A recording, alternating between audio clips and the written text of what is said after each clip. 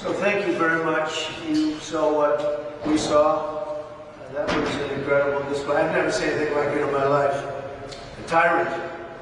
And everyone's talking about it. This is what we have. We have an acting judge, appointed judge by Democrats, by the club. And they're keeping now, I guess this is our 4th week, soon to be our 5th week. Not campaigning, but you saw what happened, what just took place in that court. And hopefully the motion to dismiss this trial will go through, because this trial is a disaster for our country. It's a disaster for New York State, New York City. Greg Jarrett just says, where exactly is the crime? To quote a memorable line from Shakespeare in Love, I don't know, it's a mystery. There is just no crime. Andy McCarthy, if it's unconstitutional for Texas to enforce federal immigration law, how is it constitutional for New York to enforce federal election law? They're going by federal law. It's never happened before. Nobody's ever seen anything like this. This is a witch hunt. This is a witch hunt. This is to damage crooked Joe Biden, the worst president in the history of our country, by far, to damage his political opponent. That's all this is. The highly political judge, a totally conflicted judge, who just did something that nobody's ever seen. And the press is not happy, I don't imagine. They just got thrown out of a courthouse. Nobody's ever seen anything quite like it. These things are consistent. Bragg has no authority to enforce election law. And we did nothing wrong. Ted Cruz has said it's over 200 years. Never once has a president of the United States been indicted over no crime. No crime. Molly Hemingway, very smart woman. This is a show trial. There is no actual crime or evidence. Molly Hemingway, respected by everybody, by the way. Here's a very liberal gentleman, but a very talented, critically acclaimed director, Oliver Stone. Haven't heard his name mentioned in a while. It's a new form of warfare. It's called lawfare, and that's what they're using against Trump. That's Oliver Stone, who I think is a super liberal, but even he's talking. I must tell you, I've never had such liberal, or as they say nowadays, progressive support.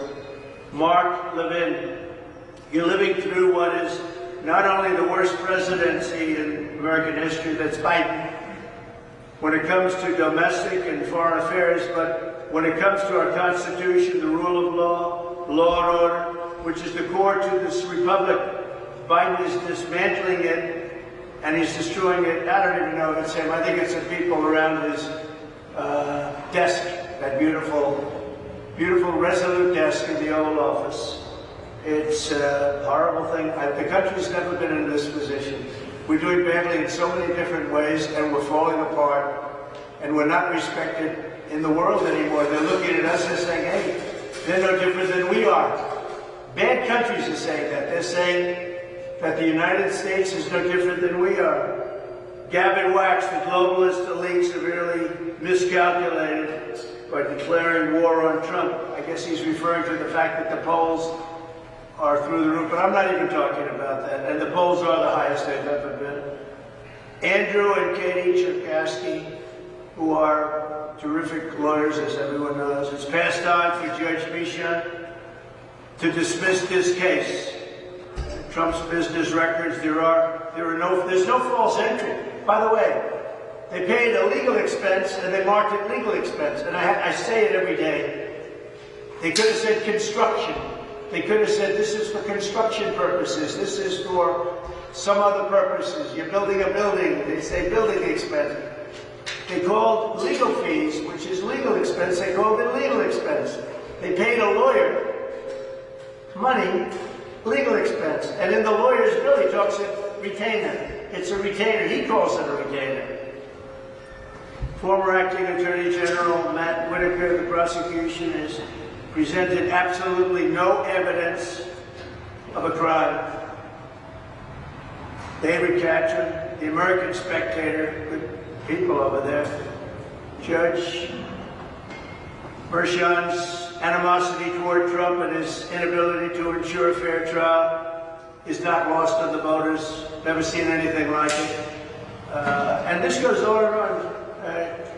Ross Uhart, New York Times. I would defy anyone to summarize the underlying situation in which a presidential candidate could be sent to prison for a misdemeanor offense, very small, but there's not even a misdemeanor. For a misdemeanor offense elevated by a second crime for which he isn't even being charged. I'm not even being charged for it. They didn't know what to charge him. They haven't even charged me with the crime. You know what the crime is? I beat Hillary Clinton. That's what the crime is. And they don't want me to beat, on behalf of, I think, 200 million people, they don't want me to beat Biden. Okay? But it's a shame. This is what they've done.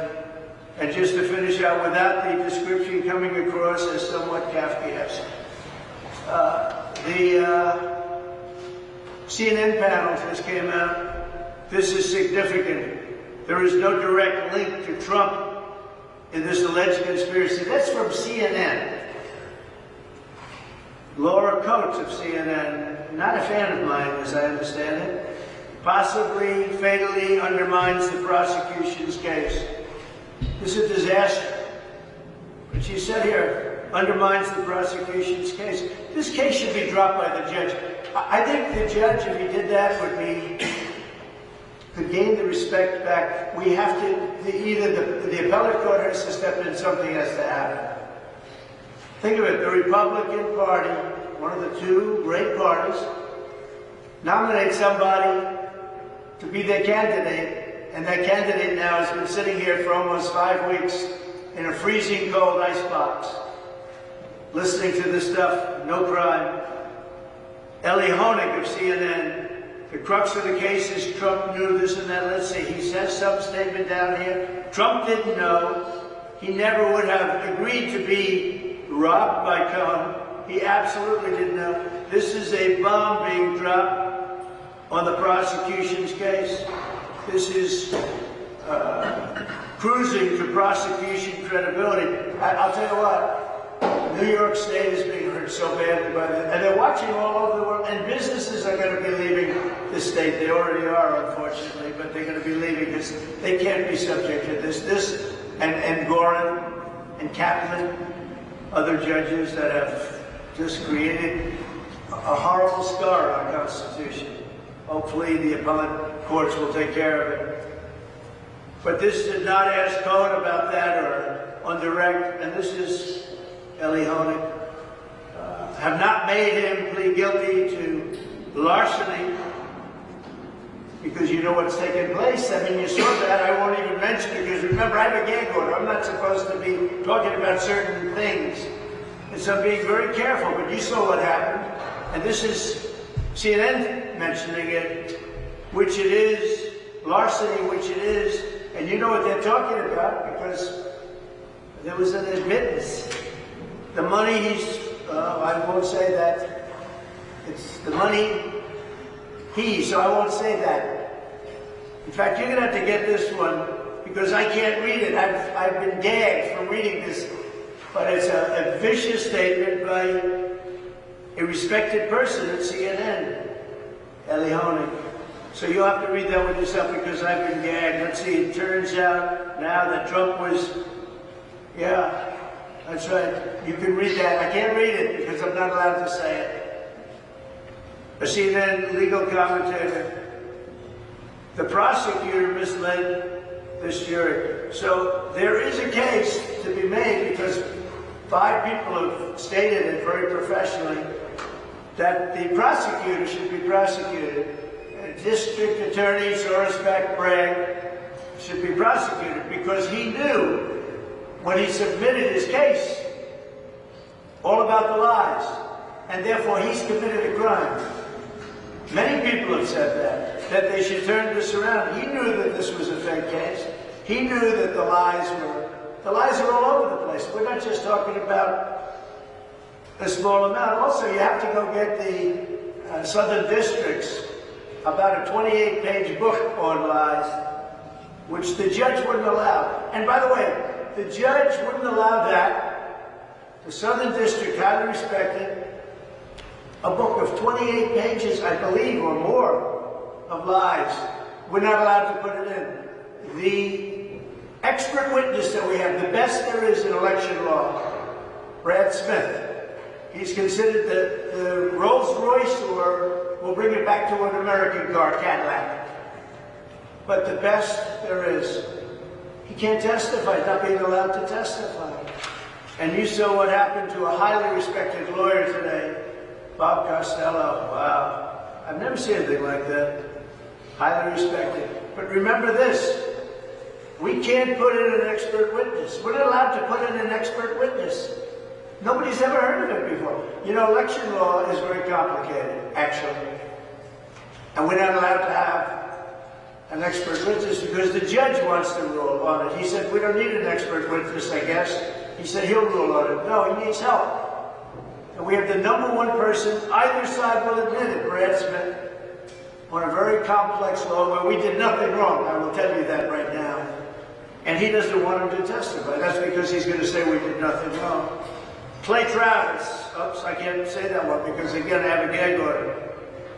Brett Tobin goes through a whole big thing on the witness today, so I can't talk about it. Buck Sexton, the exact same thing. Tim Parlatore, who's a very good lawyer, CNN commentator. It's not only going to the credibility, it also goes to Alvin Bragg's office's credibility. How did they not get this out ahead of time? Why didn't they? That's what everyone's asking now. How did they put something like this out? And then he goes on to things I'm not allowed to talk about. Can you believe it? Here I am, vice presidential. We have 15 people that I'm supposed to be meeting about who's going to be our vice president. But I'm stuck in the refrigerator all day. The presidential nominee, I'm down here by an acting judge. He's acting. And you know who appointed him? Democrats in a clubhouse. But hopefully, I tell you, for the good, and I hope the governor steps forward and the mayor steps forward, because you can't go. And it's like we have an armed camp outside. I mean, if you're a civilian, you can't get within 3 blocks of this courthouse. All you have is police.